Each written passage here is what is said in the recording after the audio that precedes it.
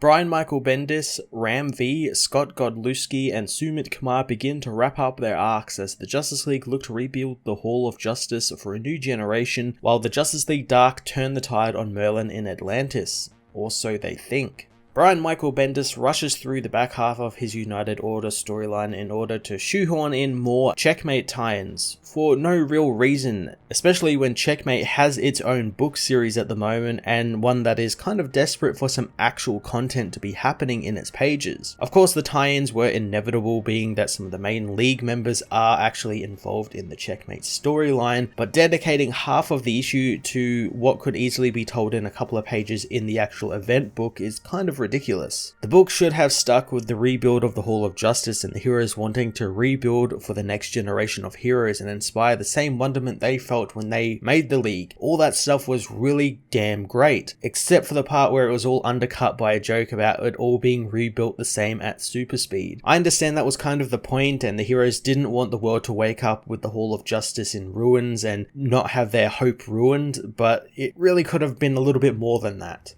Ram V meanwhile delivers another exciting installment in his Justice League Dark storyline, this time focusing solely on action and smaller character moments. I've really enjoyed Merlin as a villain since Ram writes him as this kind of smug, arrogant dickhead, and he always is so much fun when he's on the page, just belittling the League members and just gloating over them and gloating that he's so cool and good and everything. I'm also intrigued to see how his plans tie together with Zatanna now unleashing the Upside Down Man, and if these two villains will end up teaming up together.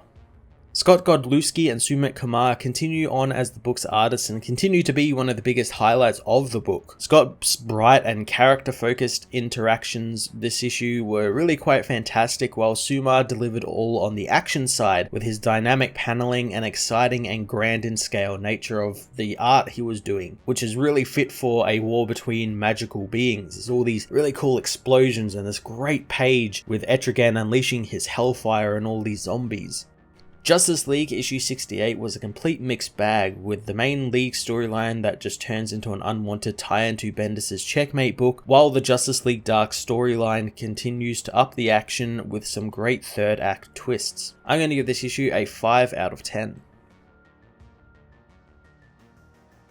Justice League issue 68 finds the League in a tense standoff with the United Order, who demand they hand over the Phantom Zone projector, seeing as they, by United Planet's law, outrank any authority on Earth. Oliver expected them to apologize for letting a cosmic threat escape on their watch and help with the cleanup again, but Hawkslayer insists that their Phantom Zone generator be given to them. Black Adam wonders what will happen if they don't give it up, as Prince Zerup calms Hawkslayer down, seeing as Superman is a member of the United Planets and they should let him keep the projector, saying something in an alien language to them all. Hawkgirl reminds them that it belongs to Superman, as Hawkslayer apologizes to the hero, and Superman knows it's been a rough day for everyone. Oliver wonders if they know a contractor that specializes in halls of justices, as the United Order get ready to leave for Daxam, since a similar disaster awaits them, being that Sinmar attacked the Hall of Unity there and destroyed it. Superman asks Zerup what he said in his alien language before, learning that it was "What would Kal-El do?" which is something they say on Tamaran. Naomi meanwhile asks Dr. Fate about her parents, who were left in the Tower of Fate with John Constantine. Fate isn't too happy about Constantine being left unattended in his tower, as Oliver is called by Mr. King, who has seen what is happening to him on TV, but also that he may have had contact with a group of Deathstrokes since they seem to be popping up everywhere. Naomi and Fate meanwhile head to the Tower of Fate, with Khalid telling her that John knows he's not meant to be in the tower. John, however, is entertaining the McDuffies with some of his stories and tea. Naomi fills his parents in on what happened and how Batman trapped the alien villain in a jail dimension. Fate wants them all out of there and John away from Nabu's things, as Naomi wants to make sure her parents aren't exposed to the craziness up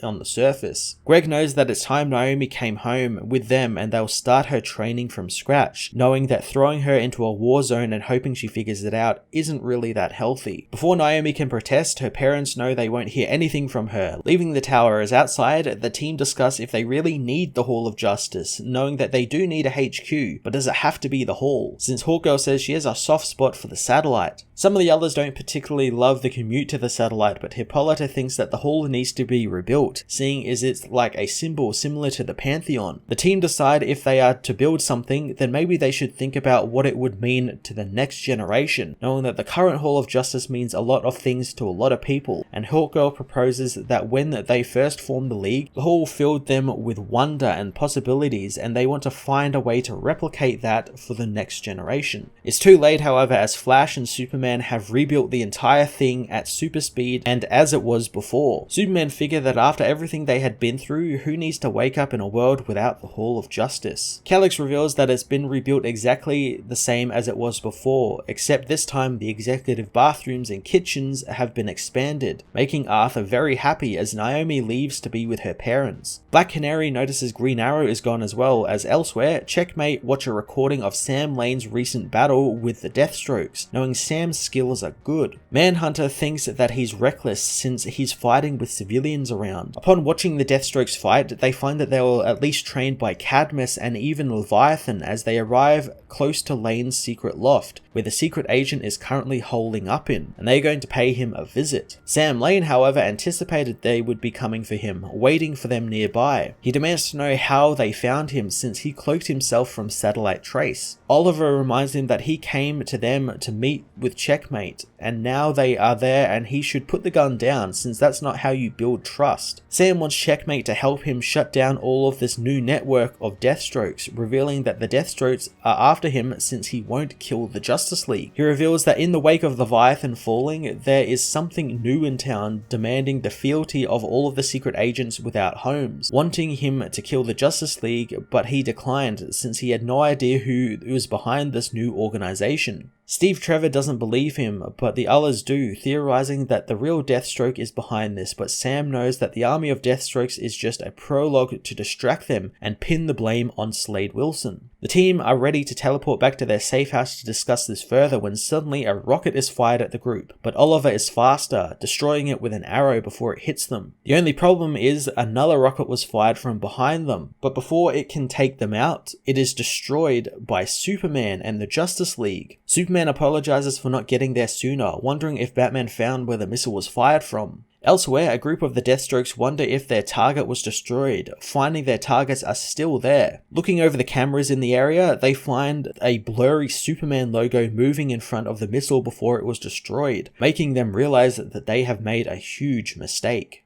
At the old Aplan Templars, John and Ragman watch as Merlin battles Zatanna, finding the woman has considerable talent, but not enough foresight to see she cannot win this. Zatanna says that she thought Merlin was the good guy, asking why he's doing all this, so the villain says that history is often kind to its victors, but he is always who he has been, asking if they stand against her, who put them up to it, and why is Earth always in turmoil with magic and chaos. The rest of the team continue battling the zombies, wiping out the last of them. Aquaman knows that if Etrigan did his part, that should be the last of them. Etrigan has indeed finished his part, unleashing his hellfire on the zombies and wiping them out, as Bobo knows that he doesn't get how Jason Blood shares his life with a demon, knowing that he would go mad if that was him. Aquaman reminds him that they need to be worrying about Merlin since he is the cause of this. Etrigan demands that Bobo take him to his half-brother Merlin, so the group move towards Zatanna and Merlin's battle. Merlin is glad to have an audience for this as he shows the Alchemist Stone, the artifact that allows him to draw upon nearby sources of magic. John knows that they are in the endgame now as Merlin begins his final act, telling the team that their successes are built on hidden secrets. Zatanna knows what he means as Ragman spears Merlin, surprising John since he thought the villain would move, having had the whole thing planned for if he had moved out of the way. Merlin activates the stone, burning away his body as John realizes it was just a simulacrum, an illusion, as Merlin tells them that they have already lost and Zatanna was doing all she could to hold it in, and he used the stone to take her power away. Ragman knows it's too late as Zatanna, without her power, is overcome by the Upside Down Man, who is freed from his prison to wreak havoc again.